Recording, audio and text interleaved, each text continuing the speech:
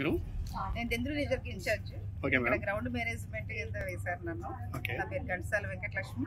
12వ ఆవిర్భావ సభ పండవ వాతావరణంలో చేసుకోవాలని చెప్పేసి మా వీర మహిళలందరితో కలిసి వచ్చాము. కానీ ఇది ఆవిర్భావ సభలా కనబడలేదు, విజయోత్సవ సభలా కనబడుతుంది. ఖచ్చితంగా మీరు అన్నట్టుగానే ఇది విజయోత్సవ సభ లాగానే కనిపిస్తుంది. విజయోత్సవ సభ కూడా, ఎందుకంటే మొట్టమొదటిసారిగా మేము పార్టీ అధికారంలోకి వచ్చిన తర్వాత, మా భాగస్వామితో పార్టీ అధికారంలోకి వచ్చిన తర్వాత చేసుకునే సభ ఇది. ఖచ్చితంగా ఇది విజయోత్సవ సభే. మీరే చూస్తున్నారు కాబట్టి మీడియా మిత్రులందరూ కూడా రాష్ట్రవ్యాప్తంగా కాదు, మీరు చూపించే దేశవ్యాప్తంగా కూడా ఇక్కడ విజయోత్సవ ర్యాలీ దూర ప్రాంతాల నుంచి కూడా చూస్తున్నారు. ఖచ్చితంగా రాలేని వాళ్ళు మీ మీడియా ద్వారా కూడా వాళ్ళ టీవీలో వీక్షించాలని చెప్పేసి ఈ విజయోత్సవ ర్యాలీని, ఎందుకంటే వాళ్ళు కూడా దూర ప్రాంతాల నుంచి కూడా కూటమి ప్రభుత్వం రావాలి, మరీ ముఖ్యంగా పిఠాపురంలో పవన్ కళ్యాణ్ గారు ఎక్కువ మెజారిటీతో గెలవాలని చెప్పేసి ఆశించారు. ఆ పిఠాపురం నియోజకవర్గంలోని ఈ పిఠాపురం నియోజకవర్గ ఉన్నటువంటి వీర మహిళలకు కానీ, కార్యకర్తలకు కానీ, ప్రజానికానికి కానీ థ్యాంక్స్ చెప్పే విధంగా ఈ సభ ఉండబోతోంది. అంటే దాదాపుగా ఎంతమంది వచ్చే అవకాశం ఉంటుంది మేడం? మీరు చూస్తున్నారు కదా, మేమేమో 3 లక్షలు అనుకుంటున్నాం, వచ్చే వాళ్ళేమో ఇంకా వస్తున్నాం 4 లక్షల 5 లక్షల అని పెరిగిపోతుంది జనాభా మాత్రం. ఖచ్చితంగా కాకపోతే మేము వచ్చే వాళ్ళందరూ కూడా కొన్ని సూచనలు ఇస్తున్నాం. ఎందుకంటే పిల్లలకు జాగ్రత్తగా రావాలని చెప్పేసి 2 వీలర్స్ మీదకి వచ్చే వాళ్ళందరూ కూడా, ఎందుకంటే యాక్సిడెంట్లు అవుతున్నాయి, ఎండ దెబ్బ తగ్గుతుంది, మీరు బస్సులో రావాలి. మేము బస్సులు కూడా అవసరమైతే పార్టీ తరఫున కూడా మేము పెడుతున్నాము.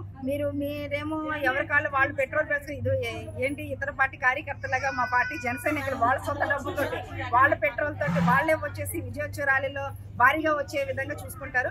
రండి, కానీ మీరు ముగ్గురు అలాగే 2 స్పీడ్గా రావద్దని చెప్పేసి, ఎందుకంటే యాక్సిడెంట్ కనుక అవుతే కుటుంబ సభ్యులు కూడా ఉన్నారు. పార్టీ ముఖ్యమే, పవన్ కళ్యాణ్ గారు ముఖ్యమే, వాటితో పాటు మన కుటుంబ సభ్యులు కూడా ముఖ్యమని చెప్పేసి మరీ ముఖ్యంగా 2 వీలర్స్ తో వచ్చే జన సైనికులకి నేను పిలుపునిస్తున్నాను. రేపటి సభలో పవన్ కళ్యాణ్ గారి ప్రసంగం ఎలా ఉండబోతుంది అంటారు? అంటే ఏ రకంగా కొత్తగా ఏదైనా దిశానిర్దేశం చేయడానికి అవకాశం ఉందా? మీ అందరికీ తెలుసు కదా దిశానిర్దేశం. ఎందుకంటే అందరూ అనుకుంటున్నారు పోరాటాలు ఉద్యమాల తర్వాత మరి పవన్ కళ్యాణ్ గారు పార్టీ మరి ఇక్కడ నిలబెట్టుకున్నారని. కాదు, ఎన్నో అవమానాల మధ్యన కూడా ఆయన అధికారంలోకి వచ్చారు.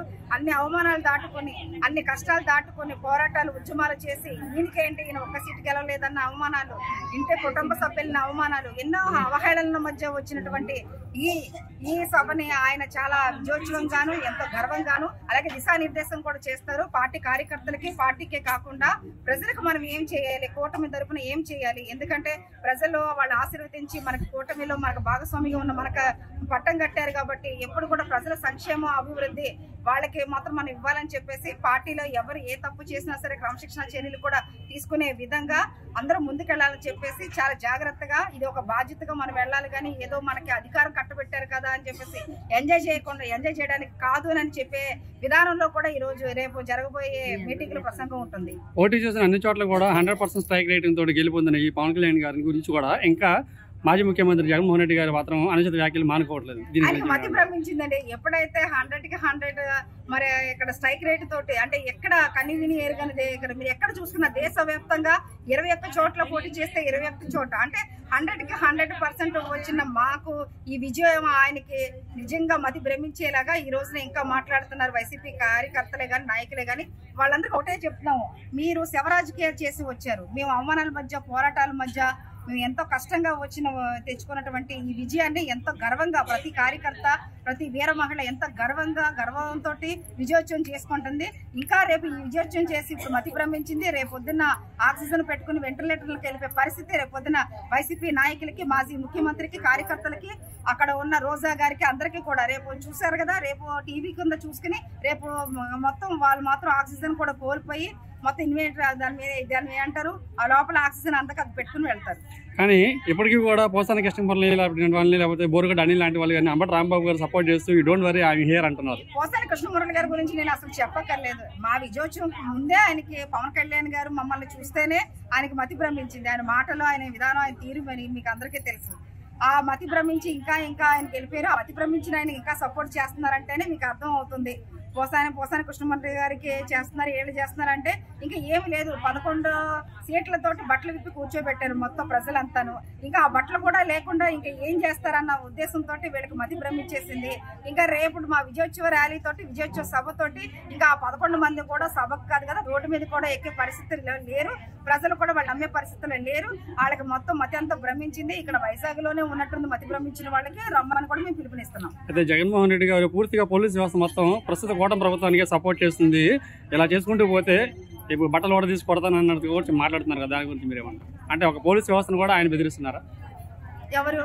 జగన్మోహన్ రెడ్డి గారు. జగన్మోహన్ రెడ్డి బట్టలు కూడా తీసి కొడతాను పోలీసు వ్యవస్థను అంటే ఆయన ఏదో అనుకుంటున్నాడు, చట్టాలు లేకపోతే ఈ పోలీసు వ్యవస్థ మా చుట్టాలను అనుకుంటున్నారేమో.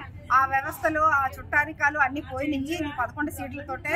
ఎందుకంటే ఏదో చుట్టారికాలు చేసినా లేకపోతే మిమ్మల్ని ఏదో ప్రేమించినా ఏం చేసినా మీరు చేతులు పెట్టి ఆశీర్వదించినా ఓకే బాబు ప్రభులాగా చూసుకున్నా ఈ రోజున మీరు ఏం చేశారో ప్రజలందరూ చూసే కదా ఈ రోజు మీకు ప్రతిపక్ష హోదా కూడా లేకుండా ఇంట్లో కూర్చోబెట్టారు.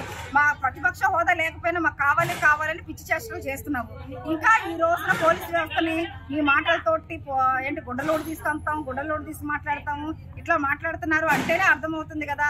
కాబట్టి ఇంకేనా మీరు మతిప్రమించిన మాటలు మానేసి ఇంట్లో కూర్చుని కనీసం పిల్లలతో భార్యతోనన్నా ఉండాలని ఈ జీవితానన్నా కుటుంబంతో గడపాలని చెప్పేసి మేము ఒక వీర మహిళగా జనసేన పార్టీ నుంచి కోరుకుంటున్నాను. ఫైనల్ గా జగన్మోహన్ రెడ్డి గారిని పవన్ కళ్యాణ్ గారిని జగన్మోహన్ రెడ్డి గారు మీరు ఎమ్మెల్యే కార్పొరేటర్కి ఎక్కువ ఎమ్మెల్యేకి తక్కువ అంటారు, దీనికి మీ సమాధానం ఏంటంటే? కార్పొరేటర్ అంటే ఆయనకి ఒకవేళ తక్కువగా ఉందేమో. ఓకే, మాకు కార్పొరేటర్ ఎమ్మెల్యేనా మంత్రి అని కాదు.